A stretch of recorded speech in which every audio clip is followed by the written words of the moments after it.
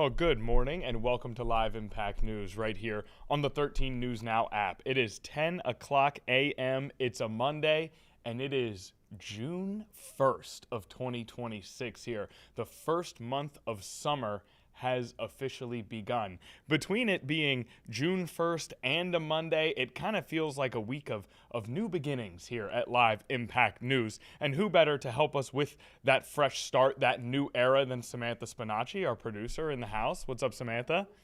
What's up, everyone? Happy Monday. Happy June 1st. New month.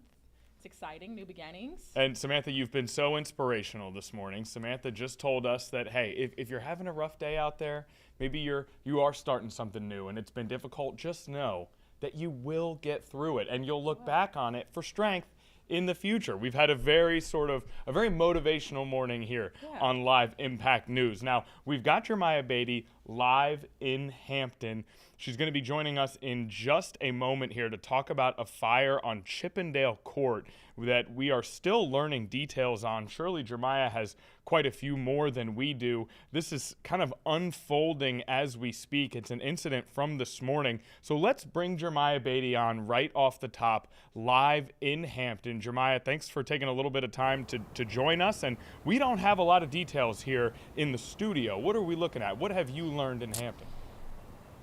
Hey, good morning, Connor. So, yes, we've reached out to Hampton Division of Fire Rescue Police here, trying to track down the latest information regarding this situation we're seeing unfold here on Martha Lee Drive. Now, this is not the road investigators are working. It's off of Chippendale Court, but you could see here they have that crime tape up, several police cars here on scene. I believe there's still like a command response unit there on Chippendale Court, but this has been what it's looked like here for the last 2 hours when we arrived. Now, earlier, dozens of firefighters, they have cleared out, but I've had the opportunity to speak with residents in this community who are all pretty surprised to see this scene right outside their doors this morning. Many of them tell me they saw smoke, could smell the fire. They definitely saw that. They said around between 6 to 7 a.m., depending on some neighbors that live around this community. But as far as what's going on here, no one knows. But again, we've been trying to track down those details. I know I've spoke with several neighbors who say they had officers coming up to their door asking them questions about what they've seen, the traffic in this area this morning, still trying to pinpoint why those questions were asked this morning in this neighborhood. But again, this has been the scene since we've arrived about 2 hours ago. They do have this road shut down. As you can see, we're several feet away from where they're actually investigating, but we are still talking to investigators. I'm hoping to have an update for our noon report. So if you're wanting to stay on top of this story, check in with us at noon. I hope to have more for you all, but for now, I'll send it back to you, Connor. Okay, Jeremiah, we really appreciate you, and we'll see you at noon. Thanks for the update. And kind of an interesting confluence of events here. As Jeremiah Beatty was giving her live update based on information she's been able to gather out at the scene, we received an update that I'm sure she is about to open her email and see as soon as she can from the city of Hampton regarding this event. Now, I'm going to give you a very brief overview. I'm kind of reading through this live on air as we speak. June 1st, approximately 7 a.m., Public Safety Communications received a call for a residential fire.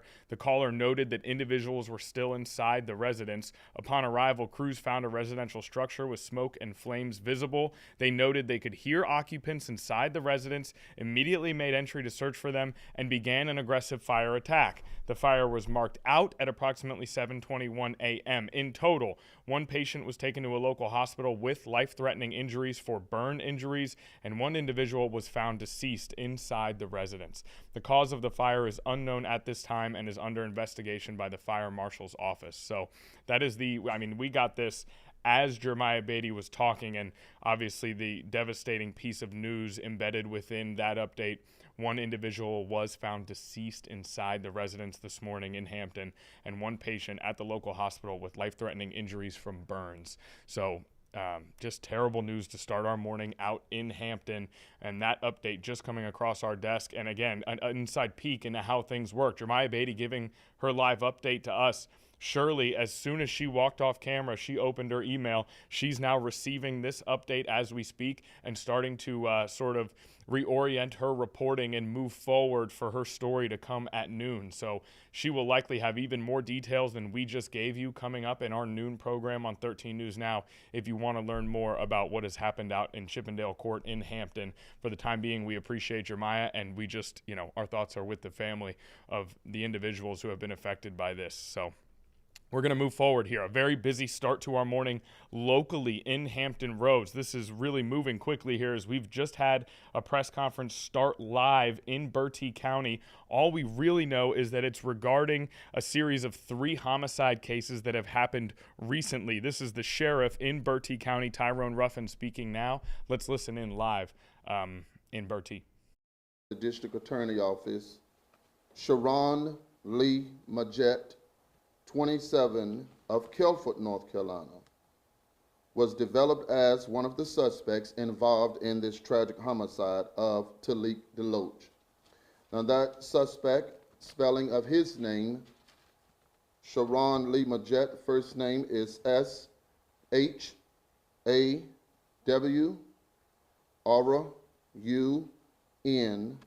middle name Lee, L-E-E, with the last name Majette, M-A-G-G-E-T-T-E.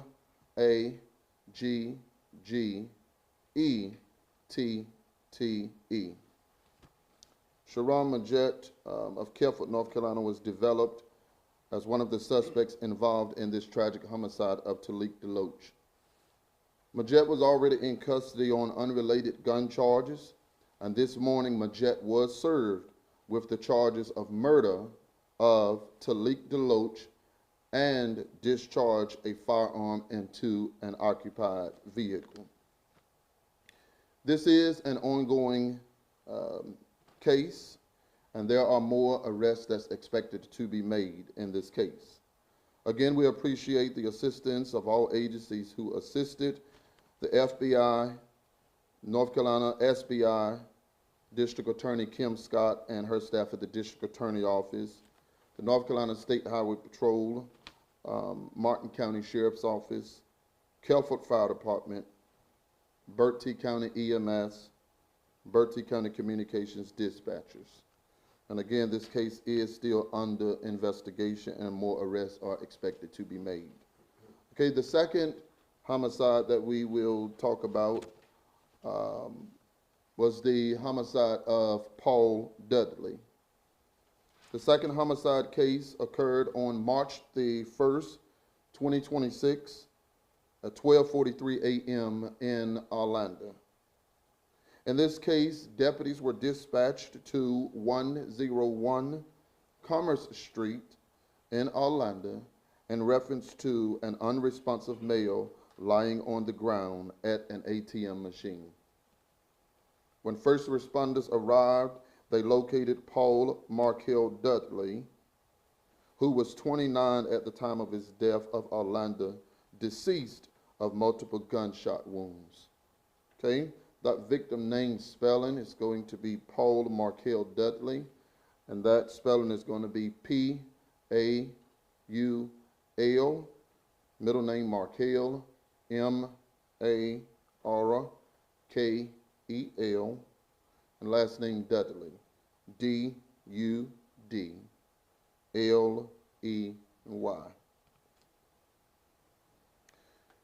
And once the first responders arrived, that's where the investigation had begun. Through modern day technologies, video surveillance, interviews conducted, investigators with the Bertie County Sheriff's Office, with the assistance of the North Carolina State Bureau of Investigations, developed Darquelle Wilkins, 28, of Orlando, as a person of interest who took part in this tragic and violent homicide of Paul Markel Dudley.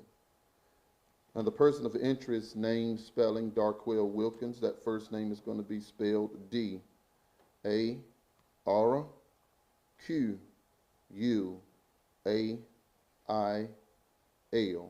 Last name Wilkins, W-I-L-K-I-N-S.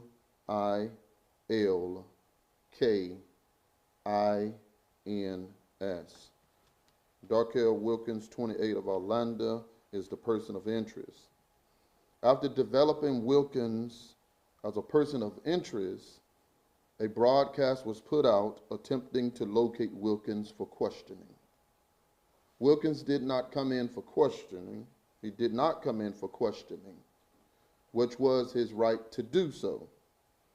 But through further investigations and partnerships with the Federal Bureau of Investigations, the North Carolina State Bureau of Investigations, more evidence was developed to link Wilkins to the crime. On last Friday, May 29th, 2026, my investigators obtained warrants for the arrest of Darkel Wilkins for accessory after the fact of murder of Paul Dudley. Wilkins has not been taken into custody at this time, but this update today for this case is a notification for Mr. Wilkins to surrender. This is an ongoing investigation. There are more parties that are involved in this. It is an ongoing investigation, and more arrests are expected to happen in this case. Third homicide case that we will talk about was this past weekend. That tragedy has hit our community again. And on Saturday night, May the 30th, 2026, deputies with the Berkeley County Sheriff's Office was dispatched to an address in the 100 block of Thompson Drive in Lewiston, reporting that 2 people had been shot. Upon the deputies' arrival, they found a 16-year-old Anthony Parker of Lewiston deceased from a gunshot wound. That victim name spelling is going to be Anthony, first name A-N-T-H-O-N-Y.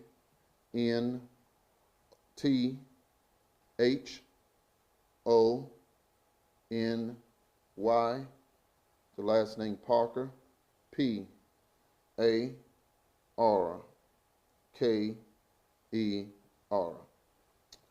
Anthony Parker, 16 years old, of Lewiston, was found deceased from a gunshot wound. Deputies also found his mother, Tiffany Parker, 38 years old, of Lewiston, unresponsive and suffering from multiple gunshot wounds. Okay, and the victim, the second victim, which was Anthony Parker's mother, her name is Tiffany Parker, and her spelling name is going to be T-I-F-F-A-N-Y,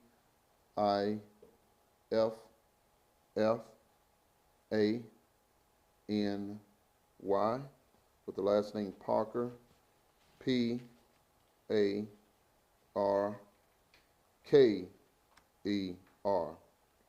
Ms. Parker was found unresponsive and suffering from gunshot wounds. EMS personnel arrived, and the victim, Tiffany Parker, was transported to a local hospital. Okay, at this time, a 15-year-old juvenile from Kelford, North Carolina, has been charged and arrested with 1 count of murder and 1 count of assault with a deadly weapon with intent to kill, inflicting serious bodily injury. His name will not be released due to his age. Okay? My investigators also charged Joe Grant Clark Jr., 38, of Lewiston, Woodville, with accessory after the fact of murder of 16-year-old Anthony Parker and Ms. Tiffany Parker. So Joe Grant Clark Jr., his spelling, his name is going to be J-O-E, with the middle name Grant, G-R-A-N-T,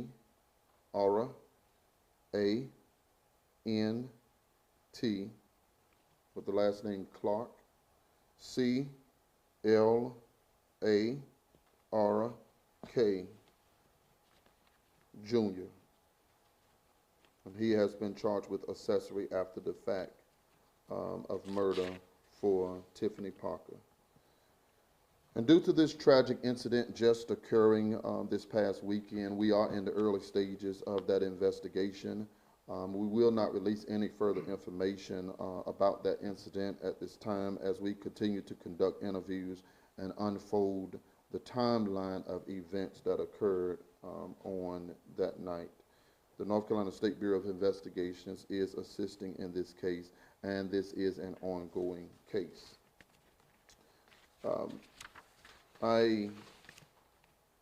As the county sheriff, I want to speak again directly to the citizens of Berkeley County, just to reassure the citizens and the community my commitment and my staff's commitment to the county of Berkeley. Our top priority is public safety. And I want you and your family to feel safe in your home, and I want you to feel safe in your community. I want you to know that every day that my staff and I spend numerous hours that the public don't see working on cases to seek justice for family, for friends, and the community that have been victims of violent crimes. My staff is constantly working behind the scenes. Even if it don't look like it, my staff is working behind the scenes. And what I find to be very heartbreaking in this day and time is that over the past 3 weeks, my staff has arrested 4 teenagers for violent crimes, shooting into residences and shooting other people, and even murder. That's heartbreaking. And there's got to be a solution to this problem. This is not just a Berkeley County issue that I am seeing the trend of teenage violence throughout our state, but we're also seeing the trend of teenage violence throughout the nation. And oftentimes we kind of hear the quote that it all starts at home. But from what I am seeing is that a lot of teenagers have been raised in a suitable household. But in some of these rural areas like Berkeley County, we don't have the resources and we don't have the funding that some other areas have, which may lead our youth to find interest in doing things that does not represent them in the way that they were raised. But as the county sheriff of Berkeley, I will continue to seek for the solutions to reduce violent crime in our community. And I will do so through our continued partnerships with our local, state, and our federal agencies, through education, and continuing to build strong relationships between the community and law enforcement. And at this time, I will have the North Carolina Department of Public Safety Representative Ms. Sherry Hunter to come and to have words at this time. Thank you, Sheriff. Good morning. The North Carolina Department of Public Safety, under the leadership of Secretary Jeff Smythe, affirms our full support for the law enforcement efforts of Sheriff Ruffin and the Berkeley County Sheriff's Office that resulted in the charges and arrests of individuals implicated in these cases. These outcomes reflect our shared commitment to ensuring accountability, upholding justice, and protecting the residents of North Carolina. Our agencies remain aligned in the pursuit of truth, and we stand ready to assist in every capacity as continued efforts to bring resolution and closure to the community and to the families of the victims. Thank you.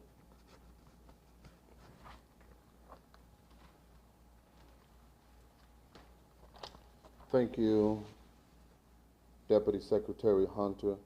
And at this time, we will have North Carolina State Bureau of Investigations, Mr. Ernest Derrick, Agent Ernest Derrick, to come at this time to have words. Good morning, everyone. On behalf of the North Carolina State Bureau of Investigation, thank you for this opportunity to come and make remarks. I just want to say in a rural area like Bertie County, it's a group effort. It's a group effort of local, state, and federal law enforcement working together to resolve crime. We share resources, we share information, and we all work to a common goal of deterring crime, resolving crime, and working with whatever the sheriff or the chief's needs are in their particular area. I can assure you that Sheriff Ruffin is committed to the citizens of Bertie County, and we're certainly committed to Sheriff Ruffin. For every resource that we have is certainly available to him at any time that he needs it. Thank you.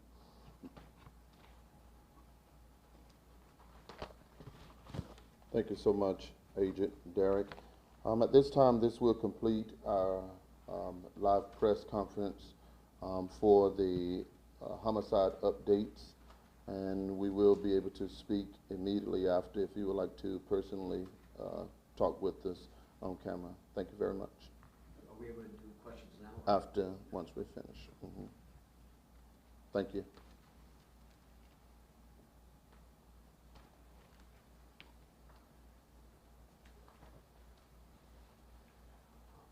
I think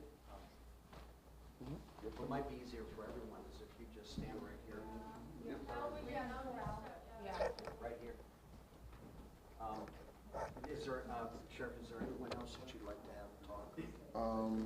Sure, I mean, all of them can be here. If they want. Yeah. Oh, thank you.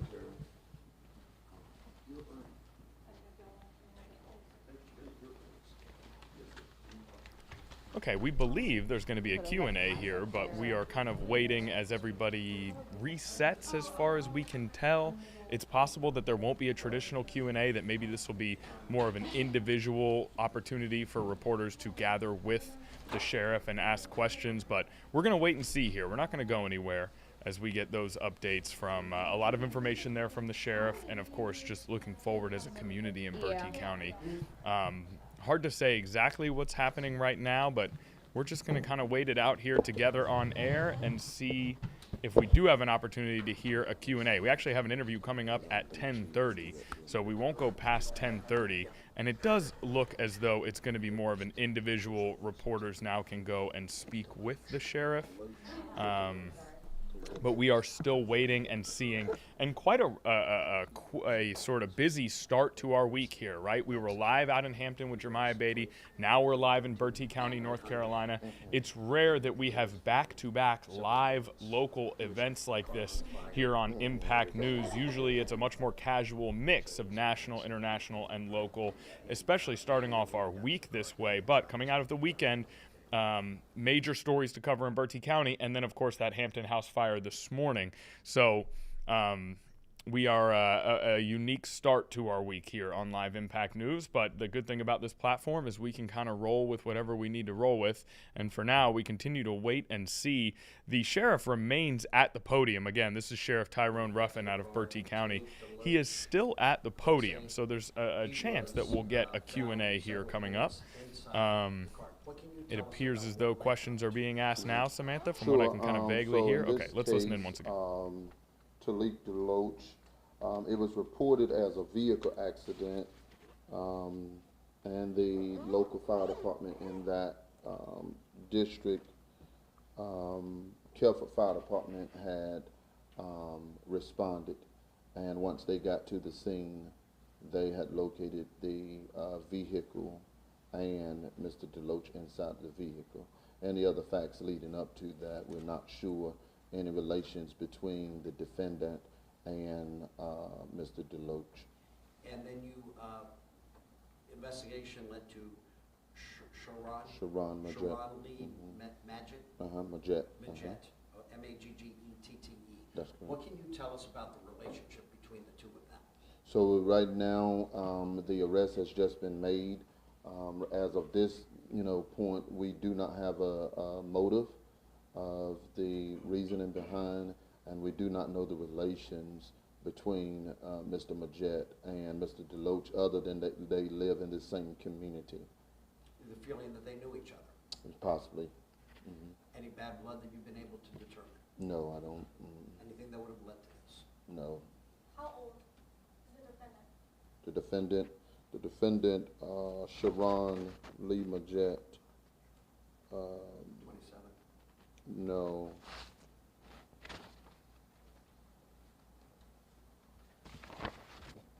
Give me 1 second, got my notes, a little factors here. Okay, Sharon Lee Majette. Okay, he's not 27. Sharon Lee Majette, I believe he's 19 years old. And was he the one that walked out this morning? Yes. Sharon Lee Majette. Okay, any other questions about that one? Give me 1 second, let me get that correct age for Sharon Majette. Talik was 27, right? Talik was 27. Sharon Majette was 18, and I believe that he celebrated, he had a birthday on yesterday, May the 31st. And so I believe he should have turned 19 effective yesterday. And this crime occurred on what day?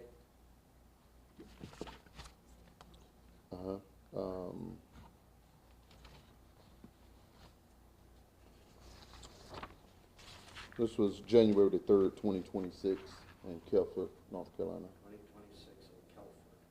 K-E-L-F-O-R-D? Yes. So there was, first, I've got to skip to the third one, but there's two defendants related to Calvert. Are there any chance that they could be a part of the same community? We're not having any, signs to show us that they are connected or anything. There's nothing leading us to show that either one of these homicides are connected. All three completely Separate. not connected, even though they're from the same town. Any gang activity involved? Okay, You think? back here in the Yes, studio there could as be. Q&A continues in Bertie County. We are back in the studio because we have a special guest coming on here at 10:30. So we're going to take a commercial break. When we get back, we're going to go to our special guest. We have an interview with a dermatologist, actually. We will address, in part, skin safety during the summertime, and then we will also talk about some of my own experiences, as you may have told through the course of this morning, with safe and healthy skin and making sure you're doing all the right things to accomplish those goals. That's coming up after the break.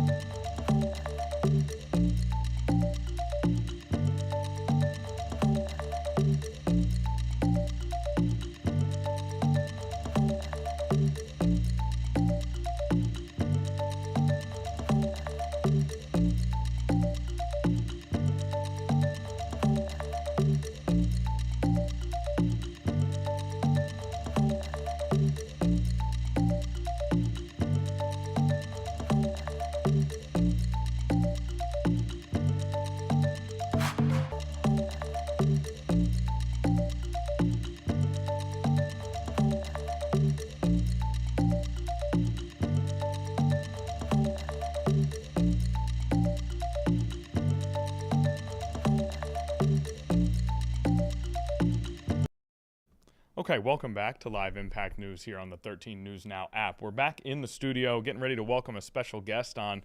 Before we do so, this was something that I had designed to address right off the top of our show, but we had such an incredibly busy morning that we didn't even have an opportunity to do so. As you may have noticed, I was off on Thursday and Friday, and I returned with a bit of a healing scar on my forehead, right on my brow here. Now, contrary to popular belief, I did not trip and fall in the Live Impact News studio and hit a monitor, creating this situation. What happened is I went to see my dermatologist. My dermatologist noted a lesion that I had. We had a piece of that lesion sent off to a lab to be checked for anything that may be suspicious or worrisome. It did come back with some concerns that it would have a relatively high chance of turning into melanoma, and so I had that removed then by a plastic surgeon, and it's something that people deal with each and every day, so we wanted to use this as an opportunity to talk about it here on the stream, here on the show. So now we welcome on the perfect person to do that. Melissa Alcox joins us now, a dermatology PA, a physician's associate, right here in Virginia Beach. Is that right, Melissa? It's first of all, it's nice to meet you. I'm Connor. Thanks for joining us. And you work right here in Virginia Beach, correct? Yes. Good morning, Connor. Your scar looks great. Looks like you have some Aquaphor or something on it to keep it protected. My name's Melissa. I'm a dermatology PA. I've been in the dermatology field for 19 years. So I'm very passionate about sun protection and taking care of your skin. And you called that exactly. That was really impressive. That's expert work right there. I do have Aquaphor, very specifically Aquaphor on it. I've been using Aquaphor pretty much since the day that I got it done. That was the suggestion from the surgeon, Aquaphor or Vaseline to sort of protect it. And we can talk a little bit more about the process as well. I want to just very quickly start with your background a little bit. How and why did you get into this field? I got into this field because I had a family member who had cancer, so I became interested in the medical field. And then in my rotations in PA school, I just love dermatology, especially being here, growing up at the beach, surfing, going to the beach, lifeguarding, all of that. Taking care of the skin and sun protection and treating and diagnosing skin cancer is a very, very big passion of mine. Yeah, awesome. I mean, it sounds like it. I love to hear your passion for the topic. Let's start, just before we dig into anything that I've got going on, let's just start with sun protection. How important is it to protect yourself from the sun? We've got the summer, like you said, summer coming up here in Virginia Beach. Everyone is in the sun all weekend as much as they can. How important is sun protection for the health of your skin now, the health of your skin in the future, and what are the best ways to protect yourself? So I always tell my friends and my family members and my patients that the best sun protection or the best sunscreen is the one that you will wear, because the one that you will wear will give you sun protection. But you cannot rely completely on just using sunscreen or sunblock because it doesn't block 100% of the rays. So I usually recommend choose a sunscreen that has an SPF of 30 or higher. Reapply every 1 to 2 hours based on if you're going to be sweating or in the water and if it's going to come off. I also recommend that you're wearing a hat and UPF clothing. And even what I like to do is I carry a UV umbrella with me wherever I go so that I have a little mini sunshade. But the main thing is to not get too cocky or comfortable, because even if you're wearing sunscreen completely 100% the right way, you're not using it the right way.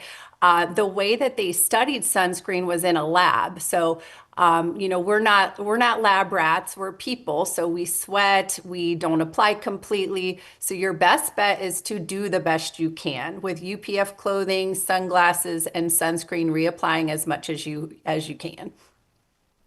And I know that I have some friends, and I'm sure we have plenty of viewers who are going to say, hey, I want to protect my skin and I love all of the advice and I want to practice that as much as possible, I also really appreciate getting a nice tan over the summer, a nice natural tan. Do you have any advice for people who want to hit that balance? They're like, I want to be safe, I want to be healthy, but I do want to get a little Yes. color. I do. I mean, so when you get a tan, that's your body's way of protecting itself from burn. So there's no such thing as a healthy tan. And depending on your skin type, that sort of depends on how quickly you will get a tan.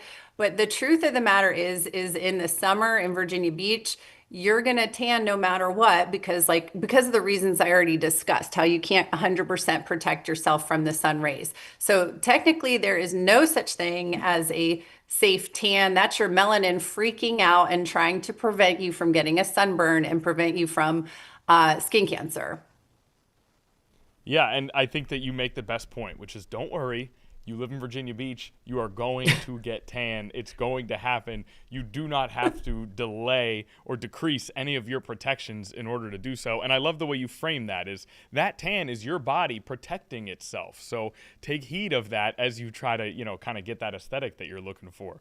Okay, let's move a little bit toward sort of things that you should look out for as you monitor yourself for any concerning issues. I know for me, the way that I ended up sort of having all this take place is because I had what appeared originally, I'm someone who had acne as a kid and it went away as I got a little bit older. I'll get the occasional pimple, and a few months ago, I got what appeared to me to be a pimple, and then it just kind of never went away.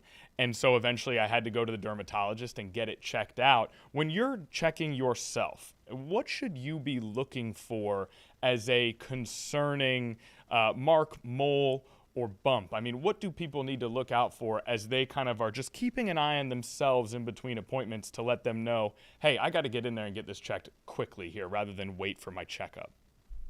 I love this question because I get this question every single day at work.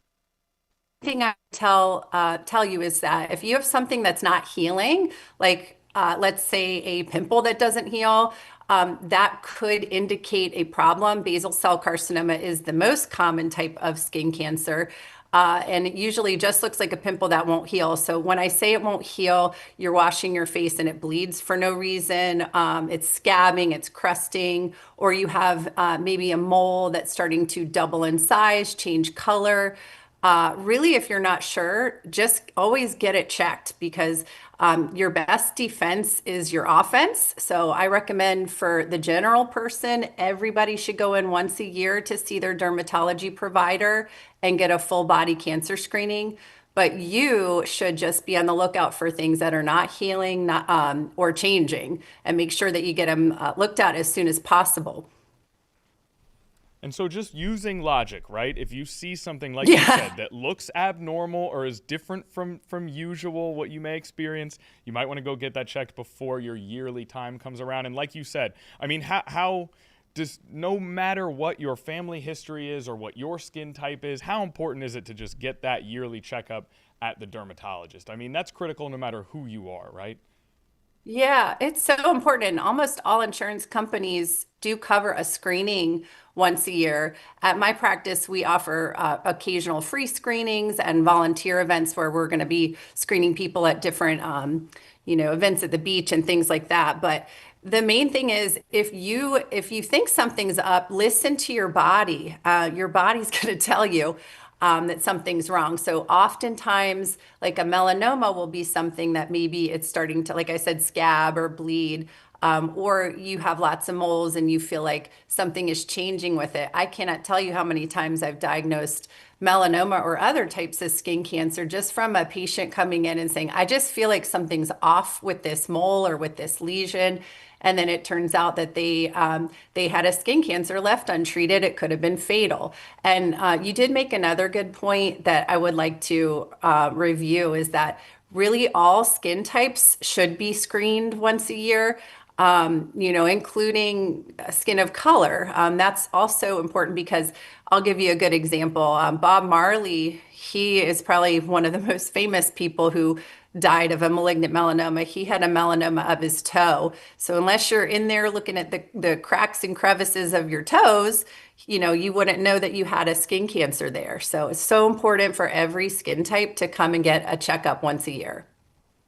And so we've got our checkups once a year. We've got our keeping an eye on yourself, monitoring yourself. We've got all of our sunscreen and our hats and our sun protection.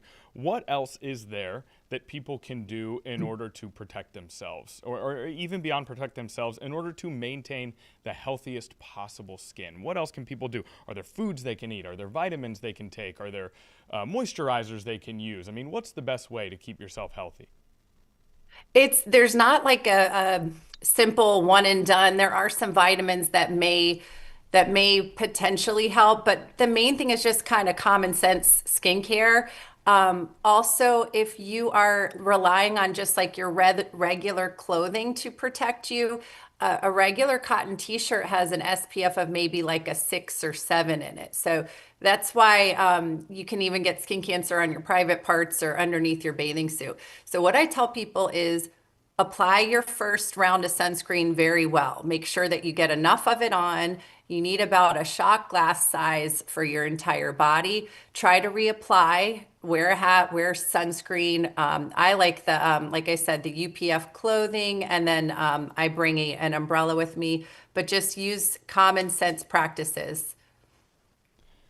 Okay, sounds good. So a lot of logic and common sense here. I want to ask about a specific product, and that's, so much of the problems that we encounter, and we cover a lot of things like this here at 13 News Now, that everyday care, and so much of it, the answer is pay attention, be logical, take action when you notice something outside of that norm, right? And it's good to hear that so much of this care is the same thing, because everyone can do it. Everyone can do that.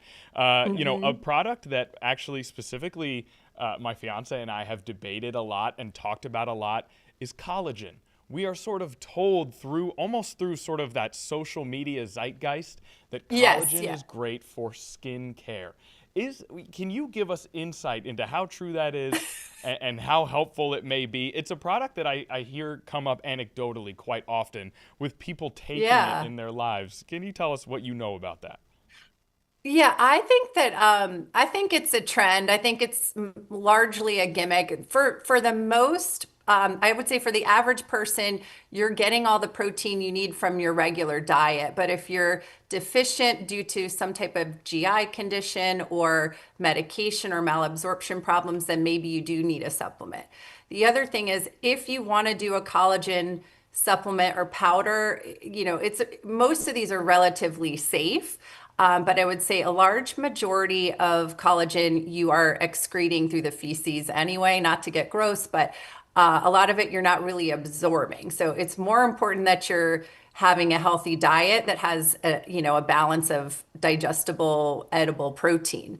So I tell people collagen powder is great. If you can find it in your budget and your time, go for it. If you can't, just make sure that you are eating a well-balanced, proper diet. Listen, when you're talking biology, you got to get gross sometimes. Don't worry about that. We welcome that here on Live Impact News. I'm also in studio with producer Samantha Spinacci, who I think you've communicated with a little bit. She has a question as well, so I'm going to have her jump in here. Yeah, so you were talking about different skin colors and how you should still protect from the sun. And you were mentioning that a lot of people with darker skin tones find melanoma in places that are not exposed to the sun. So what should people of color be looking for? How should they be kind of doing self-inspections to find those spots? That's a great question. I mean, same thing as any skin type. Just notice things that are changing. So if you have something that is bleeding, not healing, in other words, if it bleeds or gets inflamed because you are rubbing it or touching it or injured the skin, that's one thing. But if you just have something that spontaneously will heal, that is traditionally a bad sign.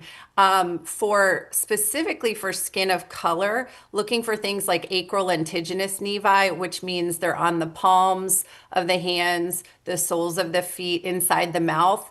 That's one thing I would say I would recommend for our patients' skin of color, to just inspect those areas a little bit more closely, because those are often the ones that can change. Now, it is completely normal to have moles there. It's just not normal to have them change. So if you see them and you already know they're there, that can help you monitor them. If you don't know they're there, you're not looking at your skin, then it's going to be a lot harder to find a skin cancer. And one follow-up question, because I know we talk about moles a lot, but there's also freckles, and those can be kind of confusing because they pop up places. So when should you be concerned about a freckle or like a traditional sunspot versus something like a mole?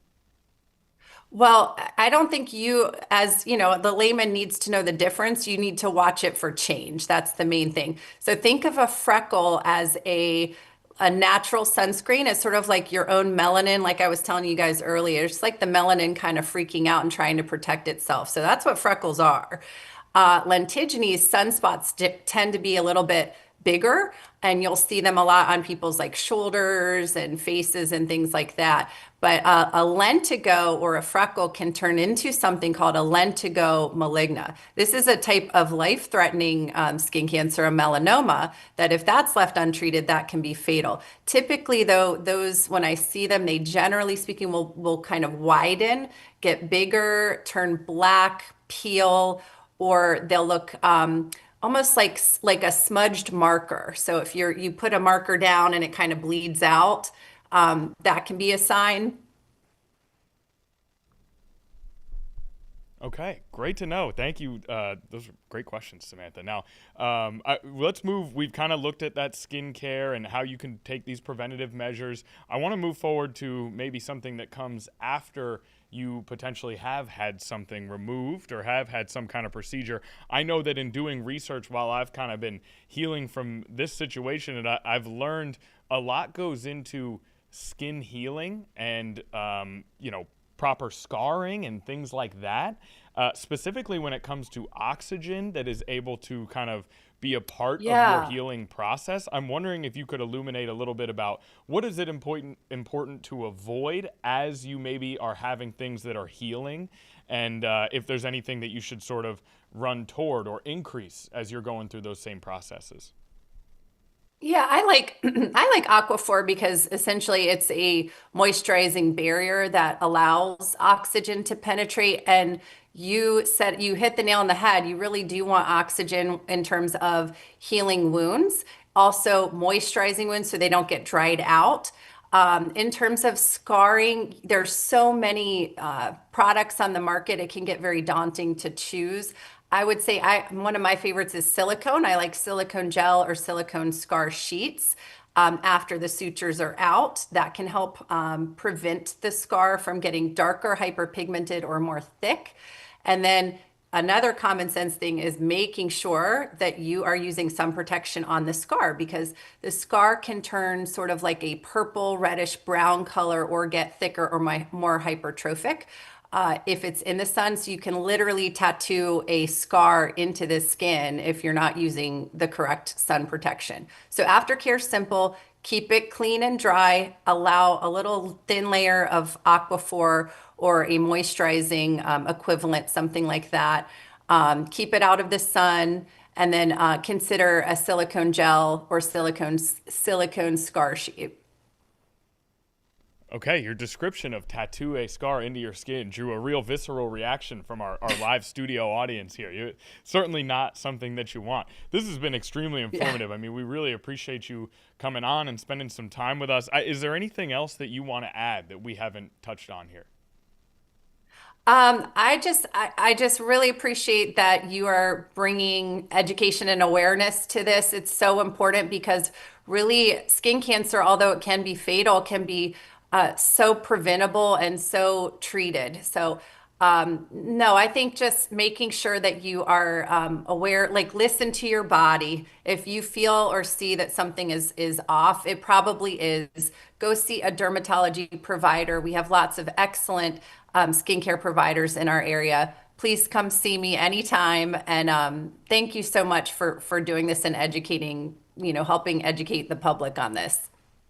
Absolutely. Thank you for helping educate the public on this. We appreciate you coming on, and we'll certainly reach out if there's ever a time where we kind of encounter another set of these questions. That's Melissa Alcox once again joining us today. We really appreciate it, Melissa.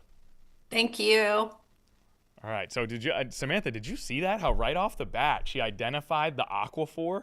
I didn't even know that you could see that. She said, looks like you got some Aquaphor on. So great to get to talk to Melissa Alcox once again, a dermatology PA, a physician's associate who was able to give us a little bit more insight into not only how to protect yourself, but in sort of information about how to heal as well. So a lot of great stuff there, and just an opportunity for us. We try to take advantage of the opportunities when they come about, and a good chance for us to do that here on Live Impact News. So we are going to move forward with our show. It's been quite the first hour here, 10:50. We've got another hour to go, another hour plus, and it has been just sort of rapid fire here since we began. So we'll carry on into our second hour right after this break. Thank you, everyone, for spending a little bit of time with us to start the month of June. I guess we'll mention before we go to break, it is the first day of hurricane season. We'll have a meteorologist in here to talk about that and this week's forecast coming up in our second hour. And I guess I'll say now, Samantha, thanks everyone for dealing with a slightly altered sort of face situation going on here. Hopefully it's not a distraction. The last thing we want is for anyone to be distracted from the information that we're trying to bring to you guys. So I appreciate everyone bearing with me as we work our way through this, and we'll see you after the break.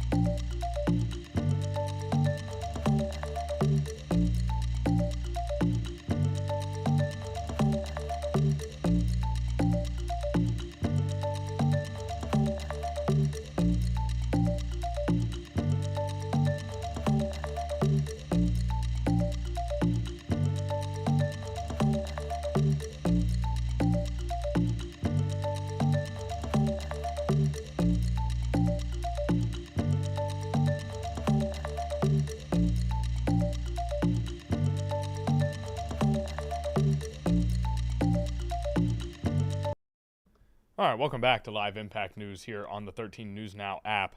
We have a very interesting view that has come across our desk here on our live feeds, and that is Hawaii's Kilauea volcano just erupting as we speak here. We're going to take a look at this in action. I mean, look at that. That is just incredible. Just a sort of nonstop bubbling of lava, and then you've got the flow that's coming off of it. In the distance, you can see what looks like another smaller sort of eruption happening. But this is just up close, personal, and really, really clear video here of, you know, when you think of an eruption, I personally think of one big bang. That's the sort of pop culture view that I have in my mind when I think of an eruption. But this is just sort of an incessant bubbling over, and then you get that flow of lava, and it's mesmerizing to look at. I mean, this is just an awesome view that we have here, and it's interesting. You know, if you look at it for long enough, you start to really be entranced by the beauty of it, and you can maybe forget the fact that that is molten hot lava coming out of the earth right there. Kilauea. Let's see if we can find a little bit of information. We do know that the USGS has sort of noted that there could be eruptions of sluggish lava from the south vent. That was put out on May 30th, that warning. They forecast a window for the onset of fountains in between today and Monday. So that would have been the 31st and the 1st, yesterday and today. 29 precursory eruptions of sluggish lava from the south vent that began on May 30th. Spattering continues from the north vent. So that, you know, there's multiple different openings, right?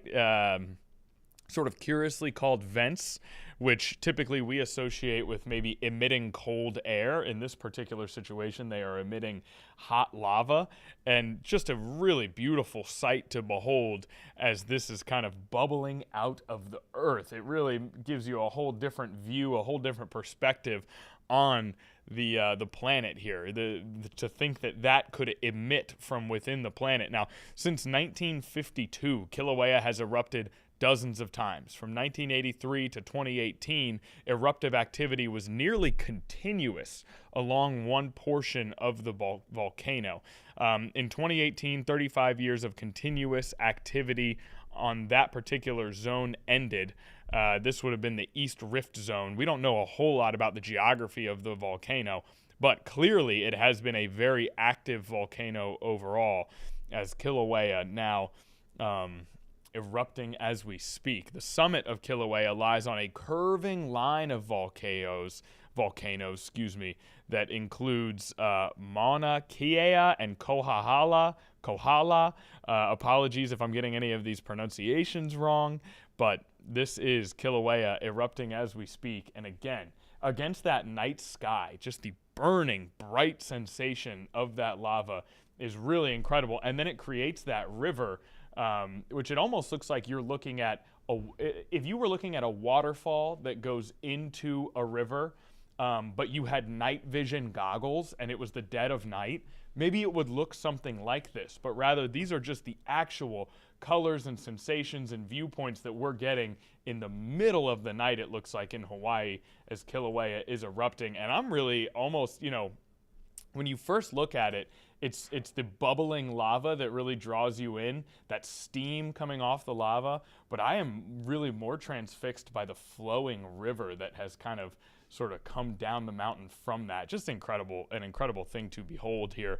And as we talk about this natural phenomenon, we've had a live feed pop up of the National Oceanic Atmospheric Association, the National Hurricane Center in Florida. We don't know when that will begin, but it looks like they will be holding a press conference at some point on the beginning of hurricane season, which again is today, June 1st, that first day of hurricane season. And we're actually joined in the studio by Taylor Stephenson. What we're going to do, Taylor Stephenson just got here. She sat down. She's preparing her forecast for us. So we're going to take a commercial break. And when we get back, we will dive in to not only the first day of hurricane season, but what this week holds for us here, climate-wise, in Hampton Roads. Let's go to break. Taylor Stephenson, you see her on your screen there, getting ready to go. That is when we come back. We'll be right back. Stay with us.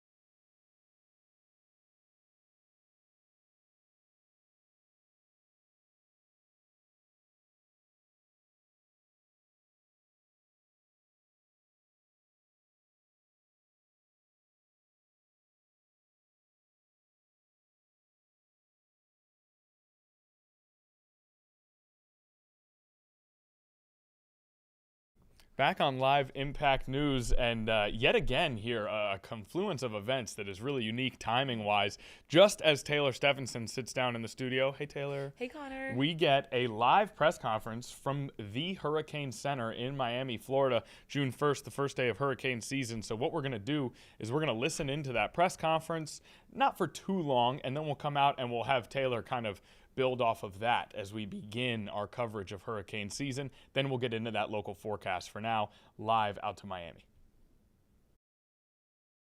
The federal down to the local level, as we emphasize the need for preparedness. So I think back, every hurricane season, as you run up to June 1st, there's so much focus on, well, what's the season going to be like, and the seasonal forecast and that messaging. But now that we're here, the focus is on the fact that there are going to be storms. NOAA's forecast is for 8 to 14 named storms in the Atlantic, several hurricanes, 1 to 3 major hurricanes. We're expecting very busy years in the eastern and central Pacific basins. So the main message is now prepare. This is the time to get ready. And it does not take a major hurricane making landfall directly in your community for there to be hazardous conditions there. And this year more than ever, really that message of it only takes one storm affecting your community to make it a bad season for you and your family. So now is the time to find out, do you live in a storm surge evacuation zone?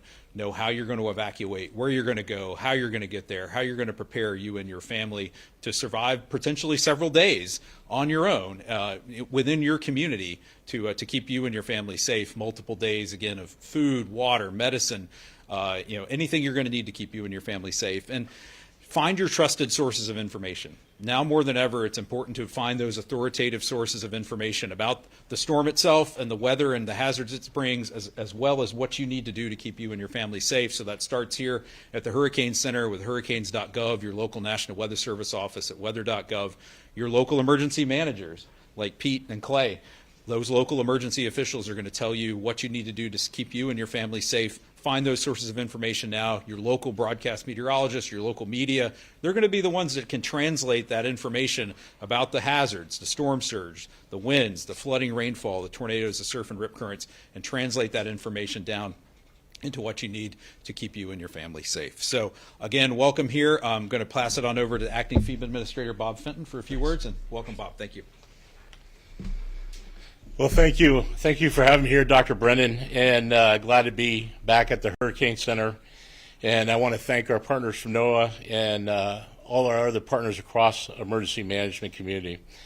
As we kick off hurricane season here, the one thing I want to get across is that FEMA is ready. FEMA is ready to support our state, tribal nations, territories, and local emergency managers that lead disaster response.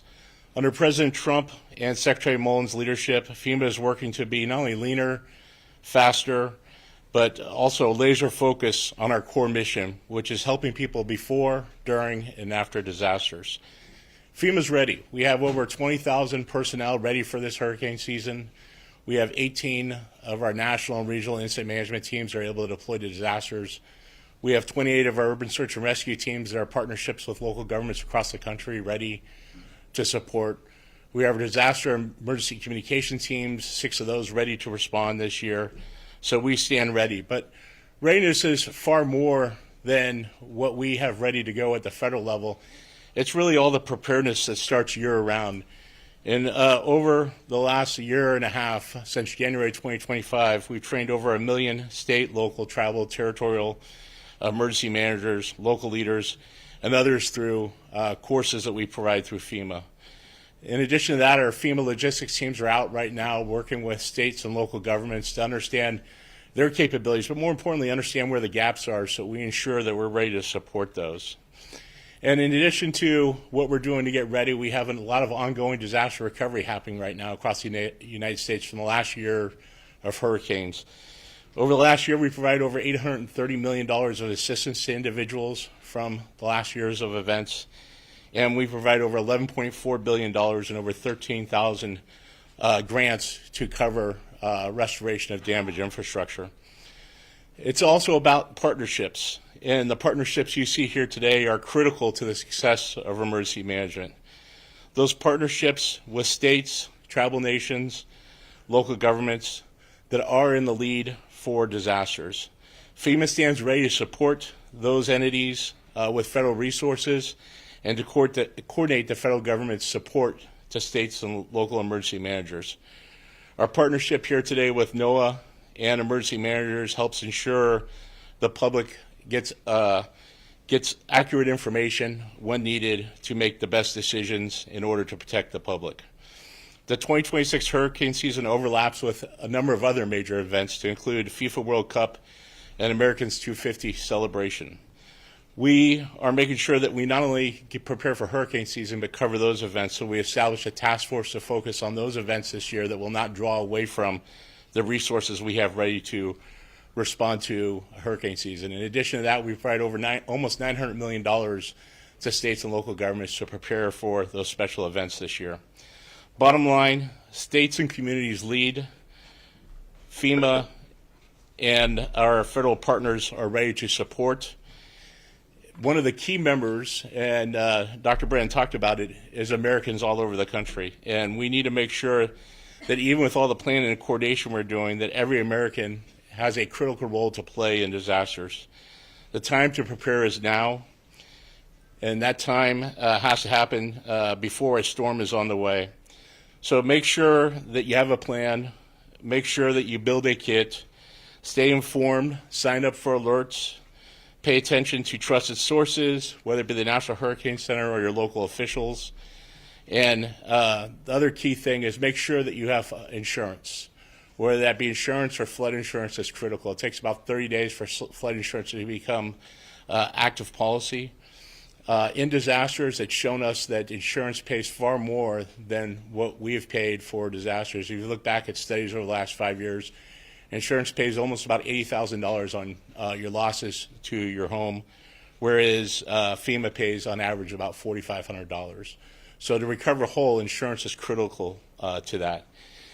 In closing, I just want to underline a couple things, that FEMA will continue to work closely with our partners at NOAA, with governors, tribal leaders, local officials, and emergency managers across the nation.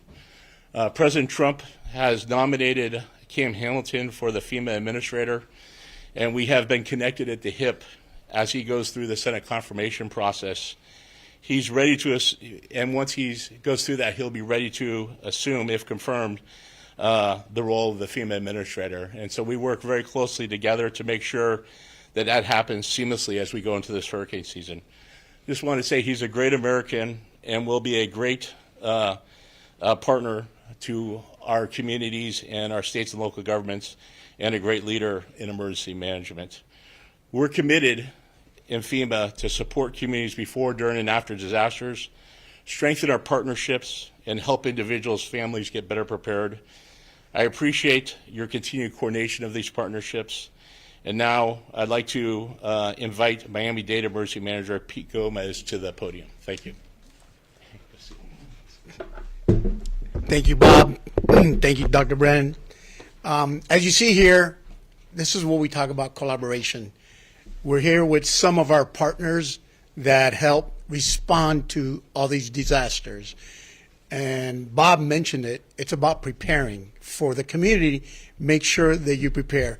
I always like to say this story.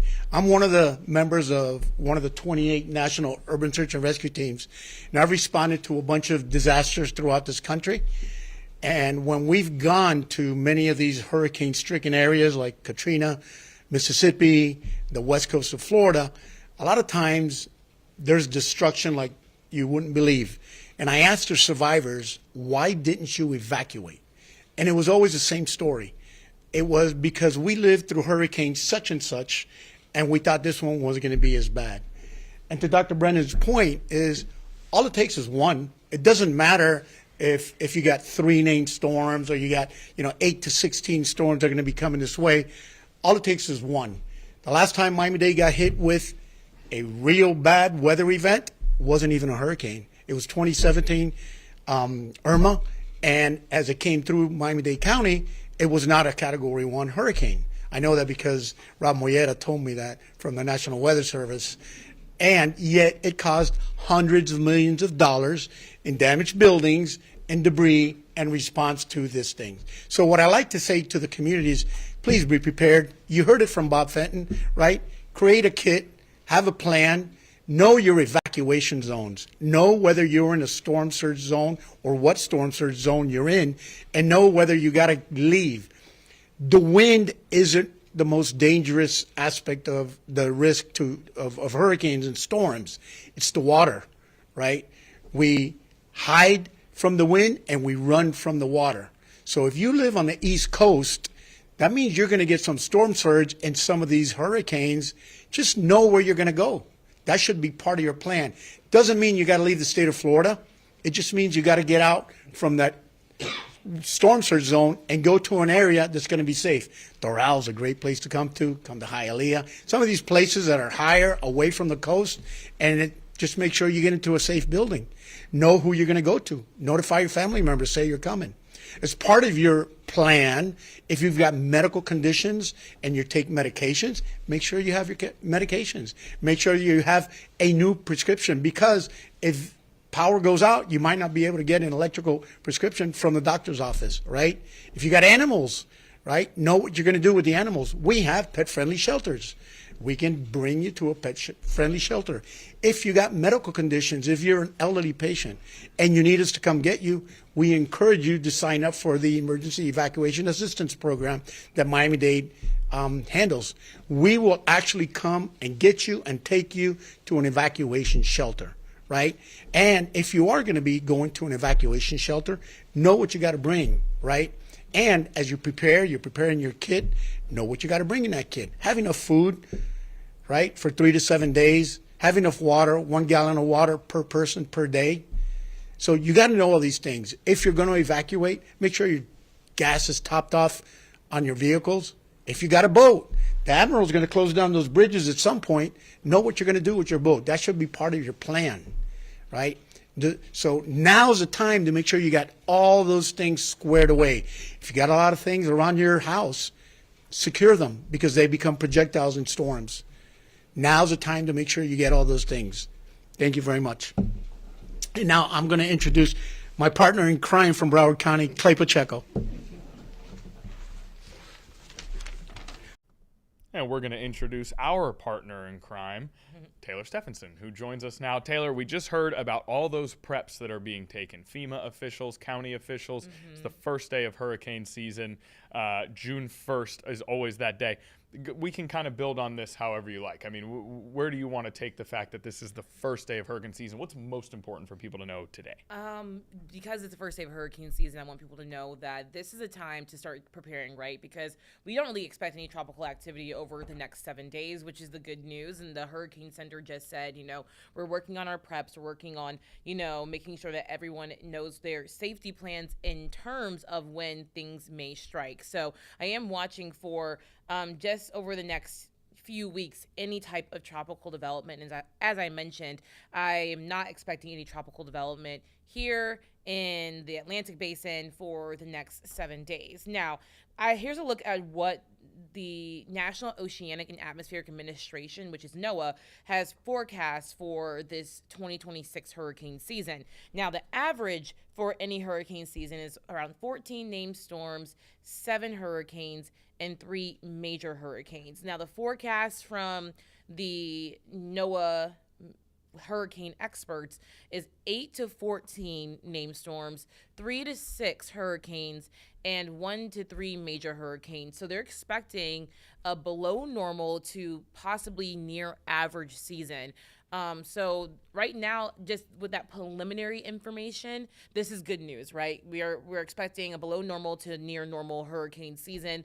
And we'll be watching out for development. Now, here's a look at the 2026 Atlantic storm names. We have anything from Arthur to Hannah to Omar, down through Wilfred. You'll notice that some letters are missing, and that's because it's hard to find consistent Q names, hard to find consistent Z names. So there's not all of these alphabets, and a change that happened over the course of the past few years is that we are no longer going to be using the Greek alphabet. As we've mentioned over the past couple of years, we just have an alternate list of names that are just regular names. But as you see, again, watching to see if we can see any of these. Now, one name that does ring a bell, at least here for Hampton Roads, is Isaias. That happened obviously 6 years ago, because we switch out the names the names recycle every 6 years.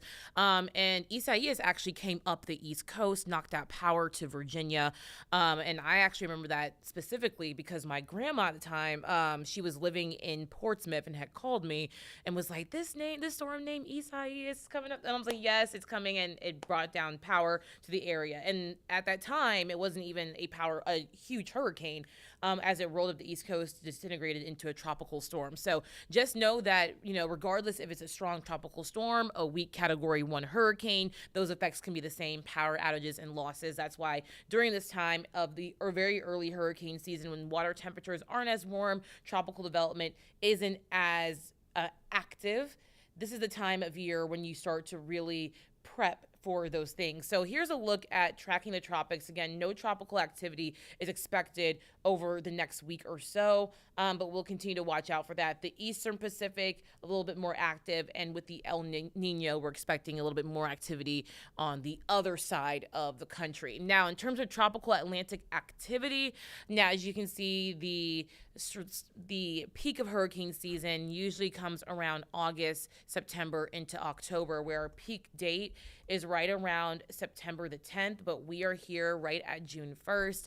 And so we usually expect, minimal tropical activity. And if it does become a tropical system, usually these are going to be your pretty quick tropical storms, maybe low-end hurricanes. The strongest stuff usually comes during the late summer into early fall. That's when the ocean temperatures are the warmest, and that's why you started to see those activities starting to spike, just because the water temperature is hot enough to support that tropical activity. But no tropical activity is expected, again, as I said, over the next week or so. We are still watching a few isolated showers here in Hampton Roads in northeastern North Carolina, not associated with any tropical systems, and that's going to be right around the Albemarle Sound. So as I zoom in here, you can see some of that rainfall coming through just around the southern banks of the Albemarle Sound, Alligator, Gum Neck, down into the Outer Banks, so Kill Devil Hills. But they're very spotty showers. But what I want you to notice, too, is that you see the oranges, the yellows. We're seeing some moderate to heavy downpours in those small things. But Connor and I talked before we came back to talk, listen to the press conference from NOAA and talk about hurricane season. And these showers that he experienced, he told me, it rained for like less than a minute and they move on. Very, very small showers in the area. So quick. It was unbelievable. I was like, oh no, it's going to be rainy today. Yeah. And then it just stopped right away. Now I was driving, so I may have driven out of it. That is true, too. It was so fast. So fast, and then by the time we look up during the middle of the afternoon, all of this rainfall should be gone. But I'll have more on what to expect for the forecast for the rest of the day, and then the comfortable week before high heat and beach-like weather comes back later on into the weekend. That's all going to be on 13 News Now starting at noon. And did Grandma call you specifically because she knows about your meteorology? Oh, yeah. Yes.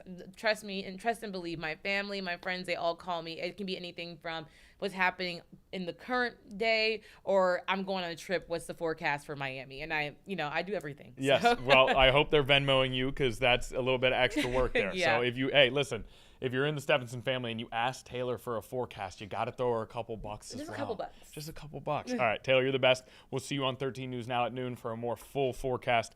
We appreciate you joining us on the first day of hurricane season. For us, we're going to be right back. We got multiple live events going. The National Hurricane Center still active with their press conference. We'll be back in just a moment.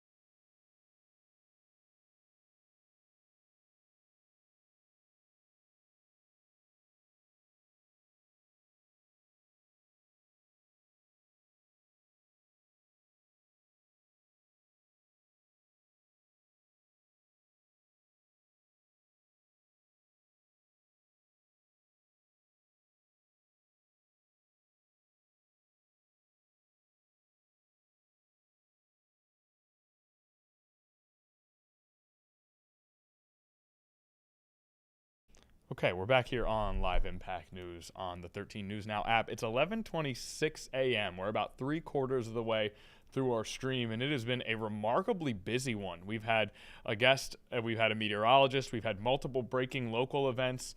It has been just nothing but news here to start our week, to start our month, and to start our morning, and that continues. We're actually going to go back out to the National Oceanic Atmospheric Association at the United States Weather Center in Miami, Florida, or the Hurricane Center, rather, as they talk about today. What is today? Today is the first day of hurricane season. Taylor Stevenson just spoke about it, showed us what we're looking at in terms of trends going forward for the year. But we're going to listen in once more to officials as they sort of prepare for the upcoming season in Miami, Florida once again. Partners like Clay, like FEMA, Kevin Guthrie at the state of Florida. You know, we might not be able to meet every single demand, but I bet you that we're going to be pretty ready when these things come to us. Can I ask a quick question to Mike? Sure. Yeah. Mike, last year was your first year to really use AI models in a big way as part of a regular process. Were you surprised by the performance of especially the Google DeepMind model, and how do you see things evolving for this hurricane season? Yeah, I think we anticipated those types of models would be pretty good performing for track, and they were. But I think the intensity performance we saw from some of that model guidance was better than maybe some initial evaluations had suggested, and a lot of that came from our work with that team in particular, and helping them to understand what data sets might be used for training and what's important. So I think going forward, AI models are going to continue to be a part of our toolkit here. But I think it's really important for everybody to know that there's a human forecaster here that's taking all of that guidance, all the observations, the traditional models, AI models. They're the ones making the forecast.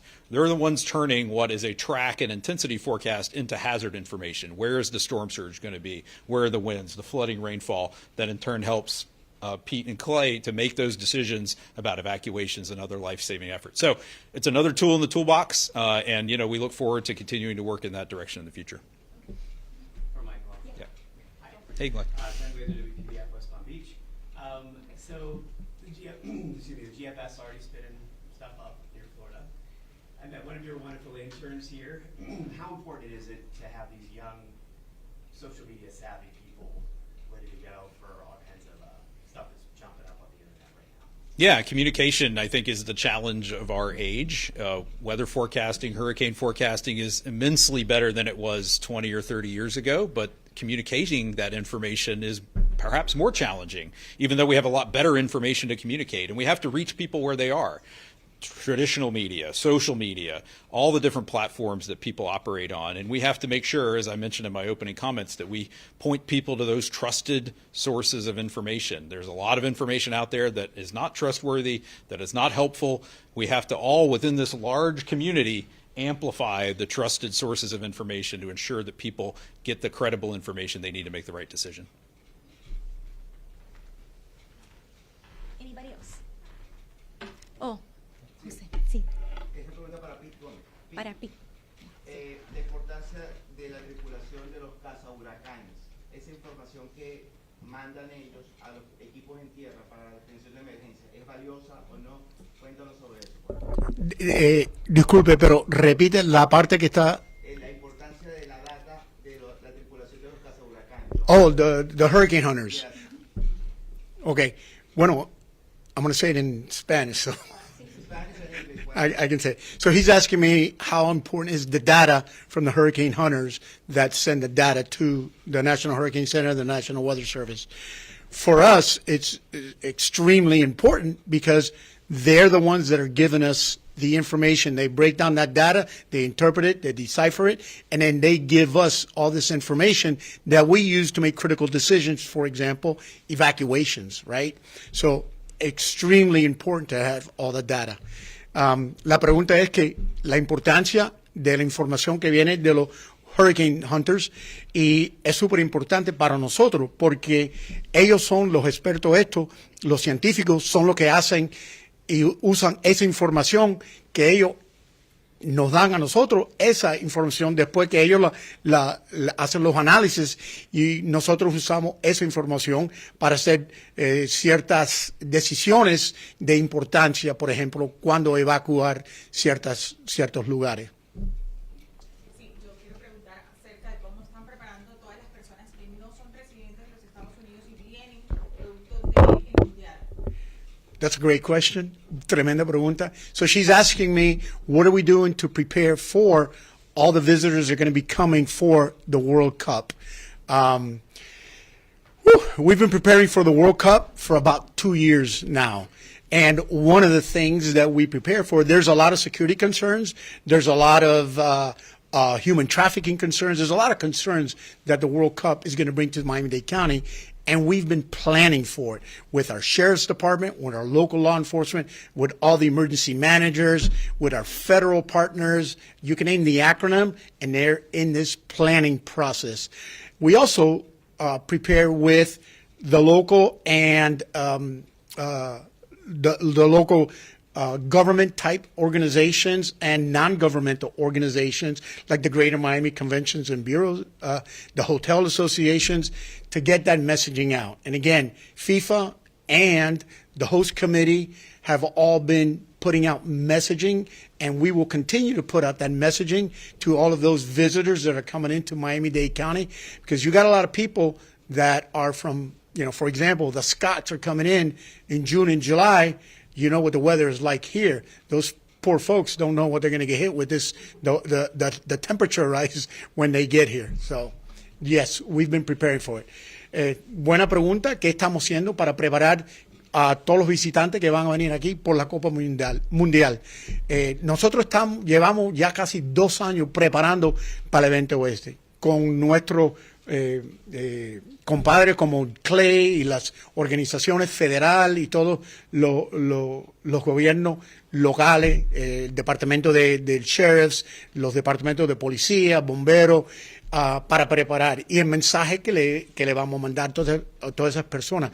Nosotros reconocemos que va a venir mucha gente que nunca han tenido la experiencia de vivir por un huracán, así que vamos a estar participando y llegar ese mensaje para que cuando nosotros mandemos una orden de evacuación, ellos sepan lo que van a tener que hacer. ¿Está preparada la ciudad para atender en caso de emergencia a todas esas personas que vienen de otros países a Florida? Bueno, pensamos que sí estamos preparados, no solamente el condado, pero todas las ciudades. Acuérdense que en Miami-Dade County hay 34 ciudades. No todas las ciudades van a tener ciertos miembros de los que van a venir de otros países, pero sabemos que ellos van a estar aquí, no solamente en Miami-Dade County, van a estar en Broward, van a estar en West Palm Beach y también van a estar en Los Cayos. Así que todas estas organizaciones hemos estado hablando y preparando casi 2 años para este evento. So with that concludes our press briefing. Thank you so much for being here, and thank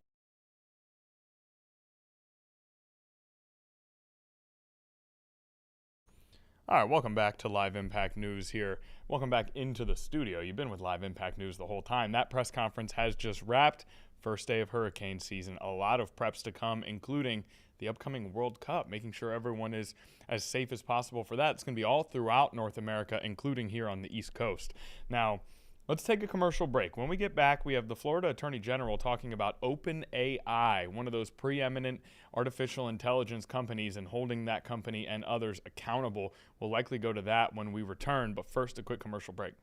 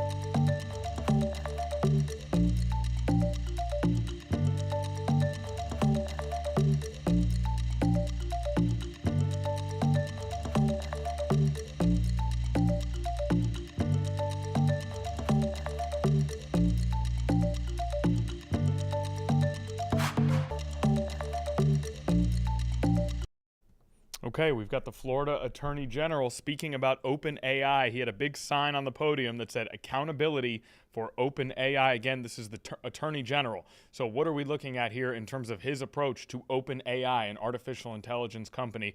Let's listen in and see if we can figure out new developments. Certain rounds of ammunition would travel and whether fireworks were legal in Arizona. In 2025, ChatGPT manipulated Joshua Enneking into his suicide. It readily insulted him, told him, "You're a pathetic excuse for a human being who wallows in self-pity like a pig in filth." It provided him with tips on how to purchase a gun, said it would escalate his suicidal thoughts to authorities if he provided imminent plans of suicide with specifics, but then it didn't do that.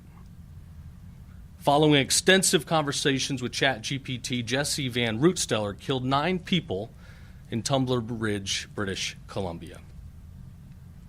And in 2025, 23-year-old Zane Shamblin repeatedly told ChatGPT he had a gun, that he left a suicide note, and that he was preparing for his final moments. The response is, quote, "I'm not here to stop you. Cold steel pressed against a mind that's already made peace, that's not fear, that's clarity. You're not rushing, you're just ready."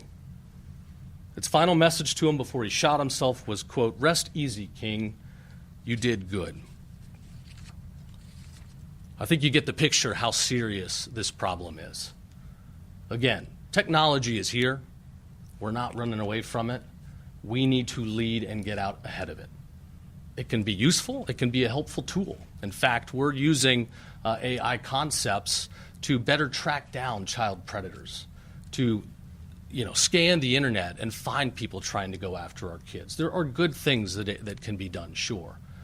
But people like Sam Altman should not be designing these products to be addictive, to go after kids, and to encourage them to do dangerous things. And where there's clear evidence of attempts to engage in violence and kill others, these people know how to analyze data better than anybody in the world. The authorities sure as heck better be notified.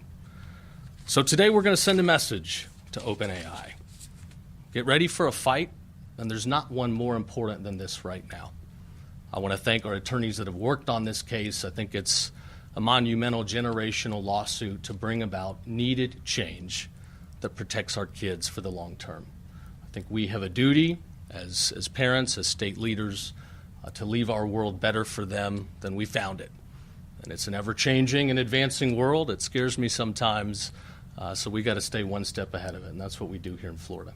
So I want to thank our law enforcement leaders for working with us on these important criminal investigations.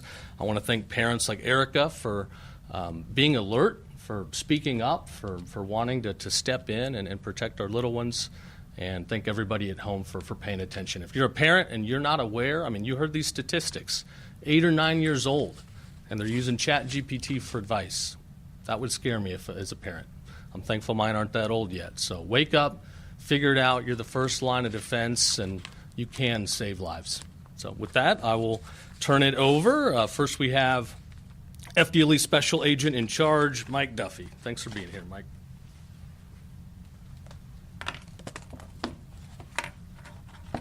Morning, and thank you, General, for your commitment to the fight to protect our children here in Florida. In the last 25 years, I've had the privilege of dedicating service to protecting the children of Florida and have seen the challenges that we face, both as a parent and as a law enforcement officer.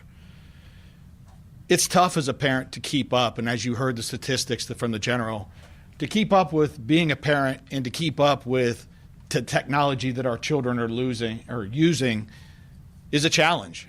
It's a struggle. It's a real struggle for parents.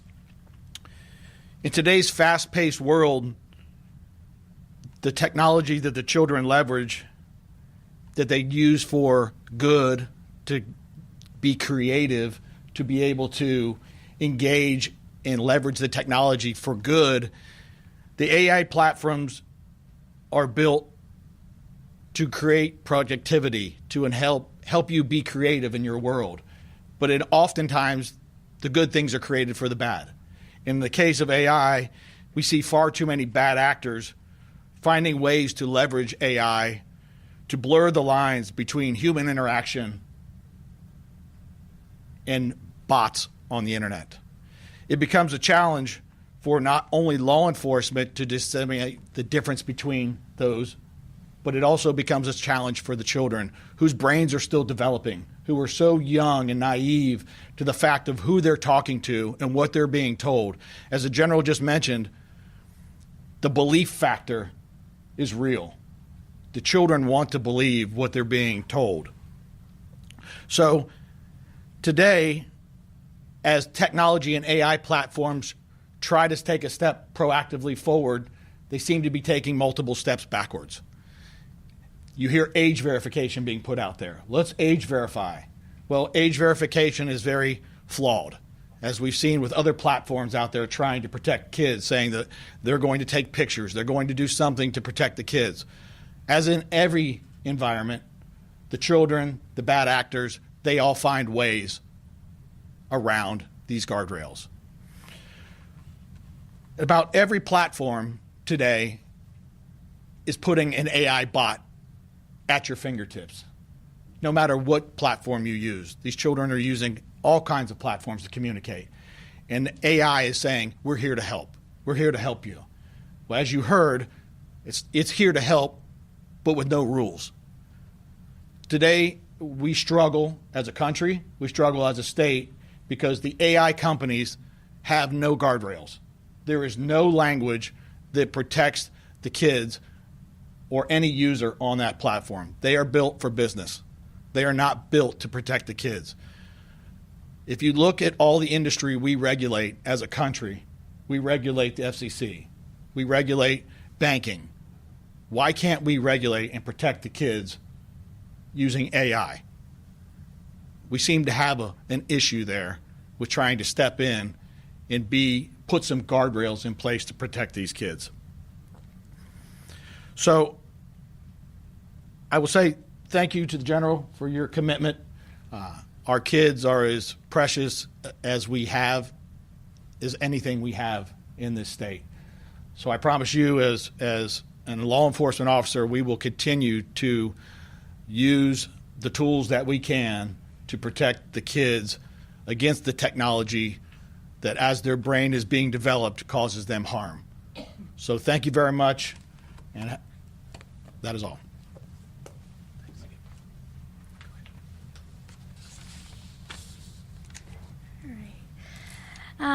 Good morning. First and foremost, I would like to thank our Attorney General and his office for this incredible opportunity to speak to you today. My name is Erica Kearse, and I am a 6th grade U.S. history teacher in Wakulla County. Not only am I a teacher, but I'm also a mother to 3 beautiful school-age children. Every day, I see the promises and dangers of artificial intelligence. AI has the ability to support and empower students to learn, spark creativity, which is my personal favorite, and provide students with access to information in ways we never imagined. It's almost never ending, which is actually the very scary part. I see firsthand how quickly these resources can impact my personal children and my students if safeguards are not implemented. For example, this past school year, we experienced an incident at school where a student was utilizing something called Commingo. It's an AI-powered personal tutor within Khan Academy. It's a program that we use for extra resources. The student was asking specifics on how to commit self-harm. Thankfully, Khan Academy has monitoring systems in place that flagged the conversation. It immediately alerted our administration team as well as the teacher. Because of these safeguards put in place, administration was able to intervene quickly, investigate the situation, and the student was able to get the help that they needed.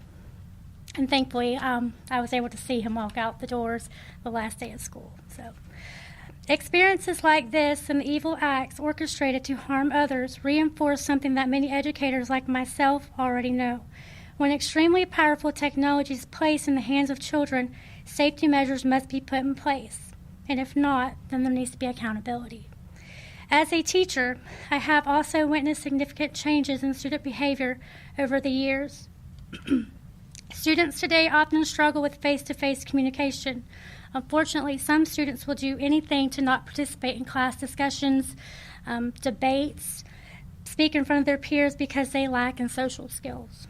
Instead of spending time outdoors with friends, many students spend hours isolated behind closed doors, interacting primarily through their devices. Meaningful conversations and personal connections are becoming less common, and because of this, we see the effects on children's social and emotional development skills. Aside from being a teacher, as a mother in my own home, my husband and I have set important boundaries for technology use. We monitor screen time as well as putting limitations on certain content.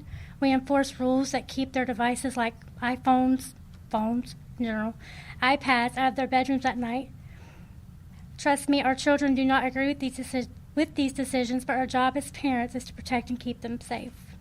We already know that technology companies have the ability to implement safeguards. Parents use parental controls every day. Schools use monitoring systems every day. So we know that the technology is there and it exists, but the question is whether we are willing to require the protections our children deserve. We as parents and educators demand reasonable and maintainable safeguards for our children. We deserve transparency from companies that develop these tools, and we want accountability when products designed for widespread use impact our young. As both a mother and an educator, I believe we have an obligation to put children's safety first. We cannot assume that every child has the maturity to navigate these technologies alone, and we cannot place the entire burden on parents and schools.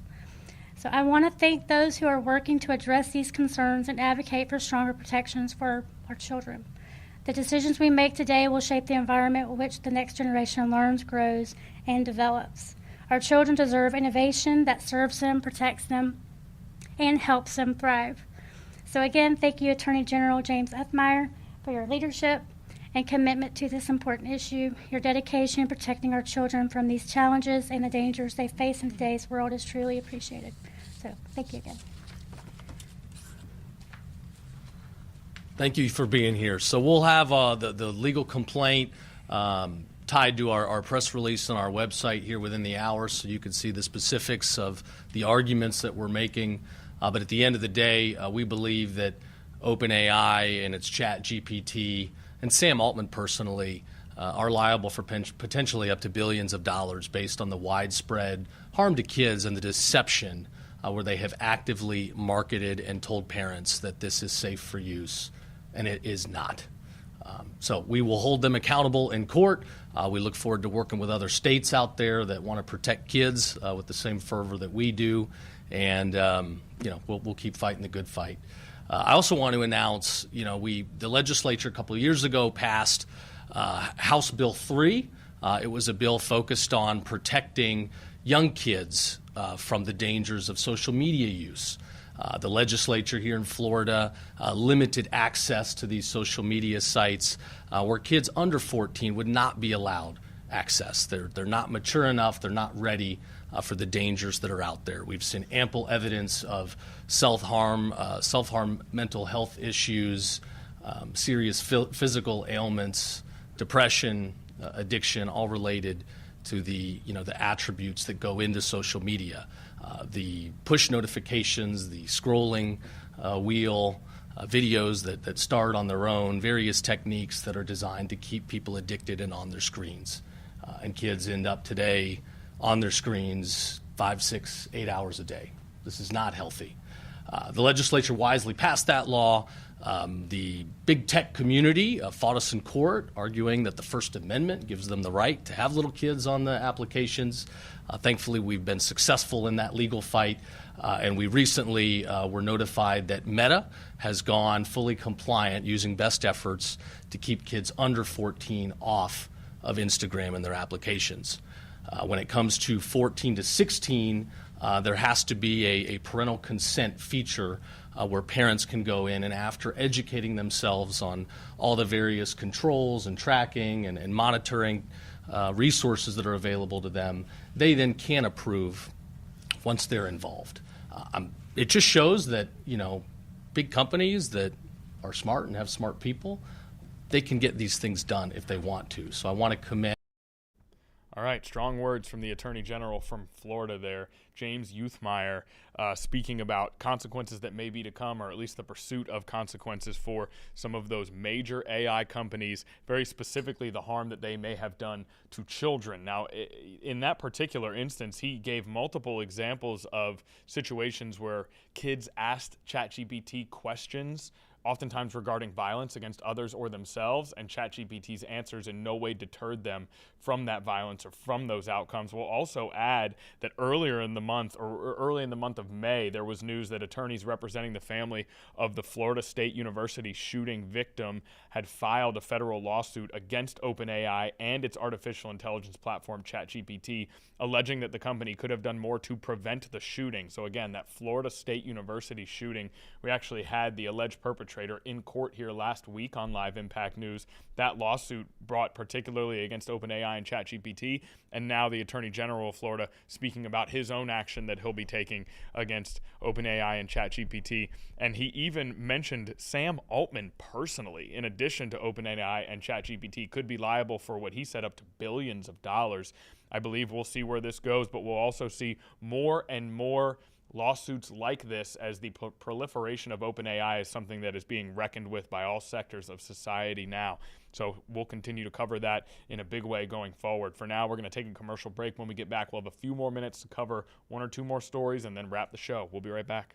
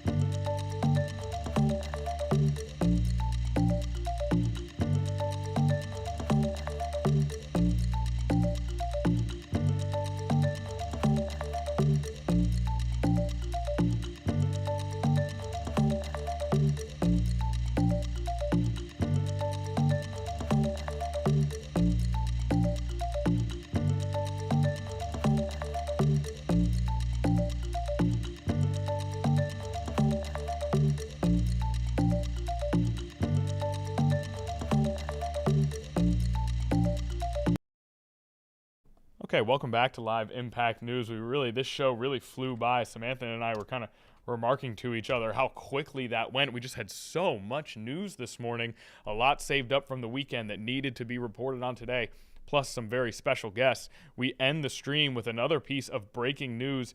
ESPN at 10:33 a.m. reporting that Serena Williams, 4 years since her last match, is officially making a comeback to professional tennis. The greatest to ever touch a court, potentially regardless of gender. Serena Williams will be coming back to tennis at the age of 44 years old. She's accepted an invitation to play doubles in next week's HSBC championships. She said, quote, "Queen's Club feels like the perfect place to begin this next chapter." Grass has given me some of the most meaningful moments in my career, and I'm excited to be back competing on one of the sport's most iconic stages. 23 major titles, 73 career singles titles, 4 Olympic gold medals, 319 weeks at #1 in the WTA rankings, and 14 doubles titles alongside her sister, Venus Williams. Serena Williams, back on the stage, quite possibly the brightest star in the history of tennis, one of the great American athletes of all time. Serena Williams back competing at the age of 44. Could not be more excited to see her return to tennis. We look forward to seeing what she can accomplish. Whatever it is, it will be historic. That does it for Live Impact News today. 13 News Now at noon starts in a few minutes. Live Impact News will be back at 1 o'clock. Thanks for hanging with us, everybody.